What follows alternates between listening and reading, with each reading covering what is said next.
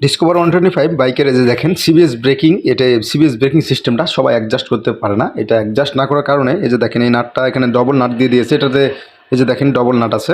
তো এইভাবে মূলত এখানে ডবল নাট দিয়ে দেয় এবং দেখা যায় যে নাটটা আপনারা অনেক সময় বাইক চালাতে পড়ে যায়।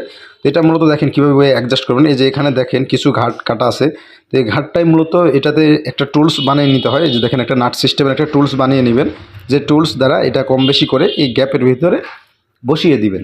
তো বসিয়ে দেওয়ার পরে এই যে দেখেন এটা মাপ করে বসিয়ে দিতে হবে, এটা যেন আর যেন ছোটো যেন না হয়, মানে যতই ওই দিকে নাট টাইট দেন এদিকে যেন আর না কমে যায়। তো দেখেন এটা আমরা এভাবে দেখেন অ্যাডজাস্ট করে নেব, এখানে বসিয়ে দিব। এখানে বসানোর পর এই সিবিএস ব্রেকটা আপনারা সুন্দরভাবে অ্যাডজাস্ট করতে পারবেন। তো অনেক টেকনিশিয়ান ভাই আছেন এটা জানেন না জানার জন্য দেখা যায় যে ব্রেকটা ঠিকমতো করতে পারে না। যে দেখেন যতই ব্রেক চাবেন এটা আর সামনের দিকে আগাবে না। ওখানে যখন আপনি টুলসটা বসাবেন তারপরে যে দেখেন এখানে যে নাটটা আছে এটা হাত দিয়ে টাইট দিবেন, আর পিছনে যদি বাড়তি নাট থাকেন তো সেটা খুলে ফেল দিবেন। তো দেখেন এটা আমরা একদম কম